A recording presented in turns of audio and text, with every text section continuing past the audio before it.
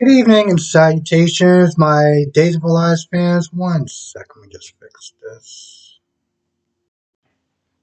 I'm gonna be honest. I don't even know what this episode was about.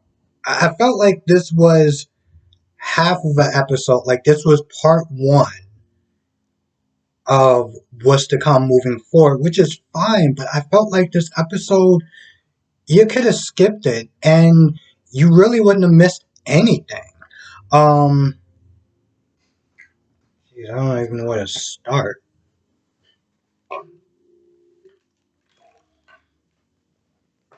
Let's start off with Abby for a minute. So, Abby and Ava are doing this back and forth thing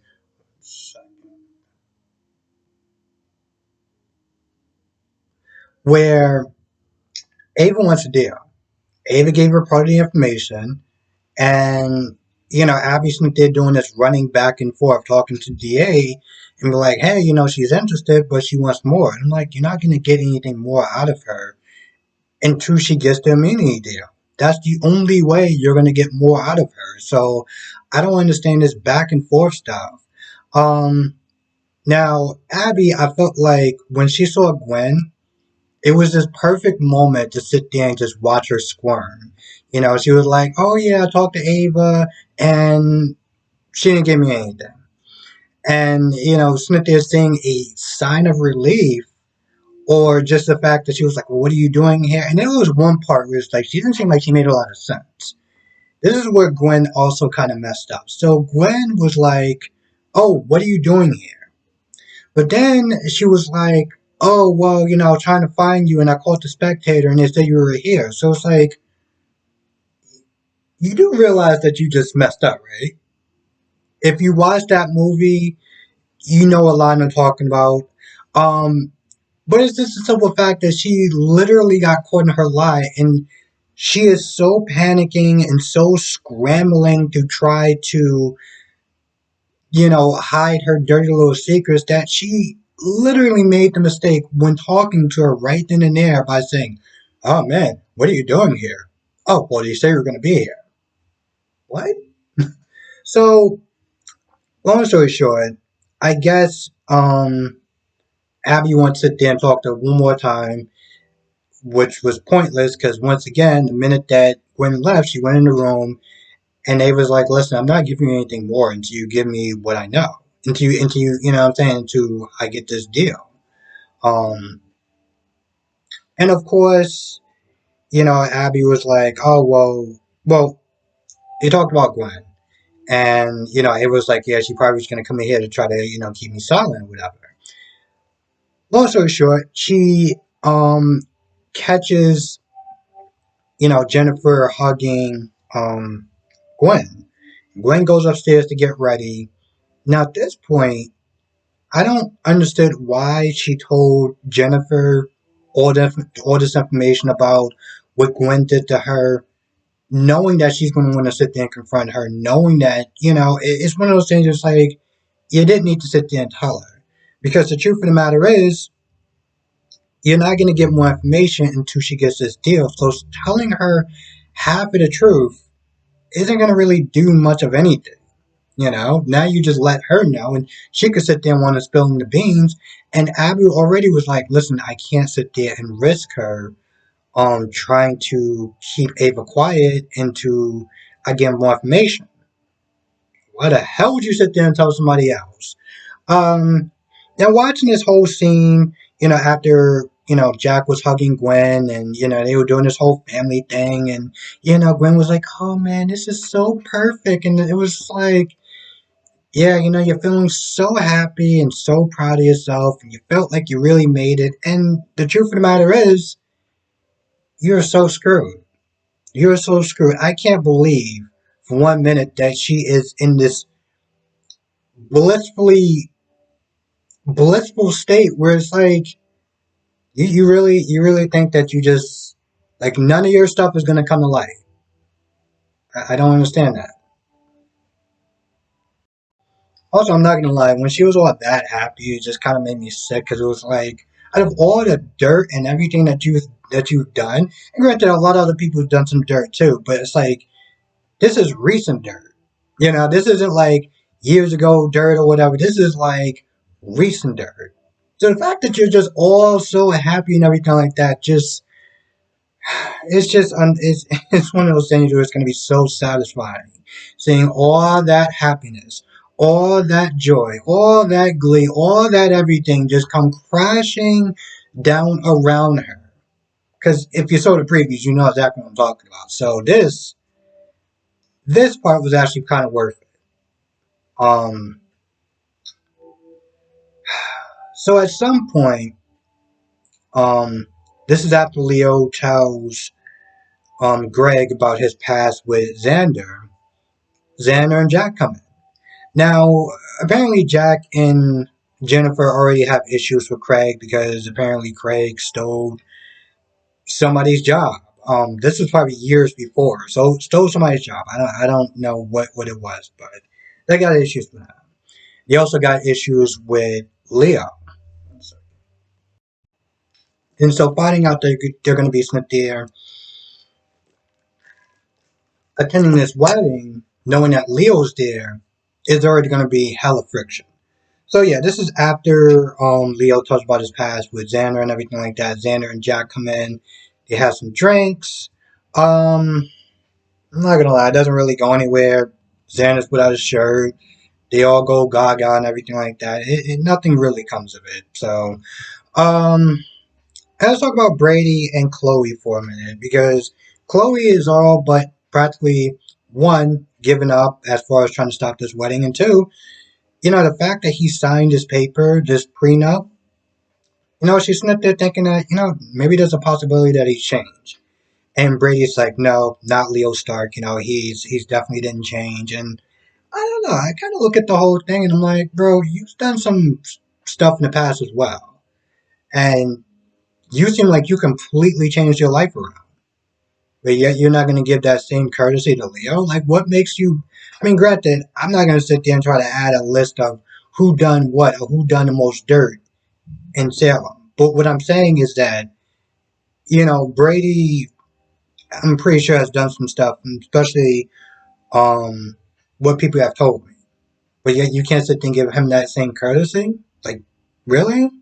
Um, at some point, they start talking about, Rachel knowing that, they're dating and you start making out. And I'm going to be honest, I got so damn nauseous. At some point, they talk about Jackie being, one of Leo's accomplishments, one of Leo's partners, whatever.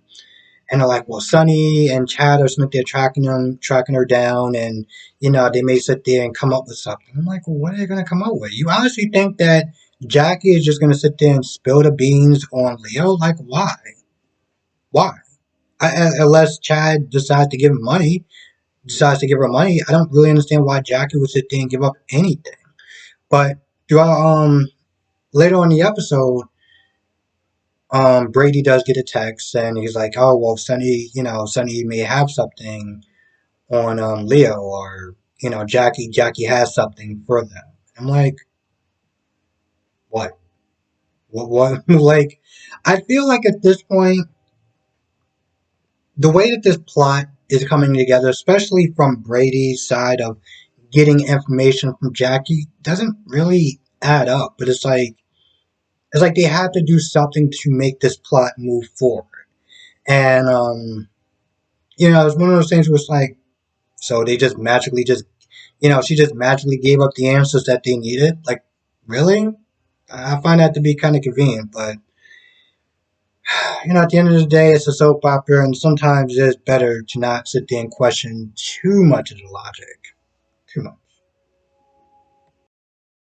I was sitting there wondering, I was like, what am I missing? I'm missing something. Oh, and that is Clyde meeting Nancy. So, Clyde meeting Nancy for the first time, and he's being a gentleman, complimenting her, pulling up her seat and everything like that. And the one thing that I like what Clyde said, I don't know his history. I've seen some stuff that he's done in the past, some real shady stuff, thanks to Shakira. But one of the things that Clyde said when Nancy was asking, for him to go to the wedding and everything like that, was he was like, don't go to that wedding thinking that people are gonna feel sorry for you. You go there with your head held high. Um, because at the end of the day, you don't need a man to sit there and validate your happiness, and that's 100% true. I stood there, I was like, wow, I'm I'm genuinely impressed. I mean, it's true. It's 100% true. You don't need a man or a woman or anyone to sit there and validate your happiness. So he was like, "Yo, listen, go there with your head high. Do you? You're a strong woman. Show your power." Um, Other than that, it was pretty much about it. I mean, the thing is, Nancy was like, "Oh man, you're being so honest with me and everything like that." And I'm like, "Well." Except for the fact that he wasn't there still looking at Kate like he wanted to get with her, watching her dance with Roman. So I don't know exactly how honest he's there being, and it is kind of messed up if you really think about it. She just got out of a marriage with a guy who cheated on her and who's lied to her for years, and actually had the audacity. And even Clive was like, "Wait, so let me get this straight: the guy who cheated on you is asking you to attend his wedding? You're joking, right? And you actually want to do it?" I know he wants to sit there and look at her like, "The hell is the matter with you?" Um, just another, and I'm not the only person that thinks that way. Um, Lane, I think is your last name, also said that. But I mean, everybody is not looking at the like, what kind of jackass move? Is Craig doing by sitting there asking Nancy, the woman that he cheated on, to attend his wedding, to celebrate his happiness with the person that he cheated on her with. Like, I mean, that is insulting on so many levels. Um, yeah, but this is what we're doing. This is what makes sense. Now, there was one point where, you know, Abby and Jennifer Smith are talking, and Abby comes in like, "What do you mean by honesty?" And I'm like, "Why the hell would you be sitting there having a conversation about the enemy of the family when she's in the same house? How does that?" Yeah, that makes sense. That's about it. I'm gonna be honest. This episode didn't really go. I didn't really do anything. I mean, I felt like this was a very skippable episode. Um, Hell, you could have watched my review. You could have even watched Andre Epps' review. Or you could have just sat there and just went online and got the synopsis, and you would have been a lot more better than actually, spending 37 minutes or an hour of your time not watching this episode because it didn't really go too much of anywhere. But with that being said, since you've seen the previews, you know everything is about to come to a head. It is going to come to a head in the most glorious way possible. Um, so I'm definitely looking forward towards that. And uh, sad truth of the matter is that even if this episode wasn't super amazing, it's still better than B&B. It's not just seeing the same damn people talking about the same.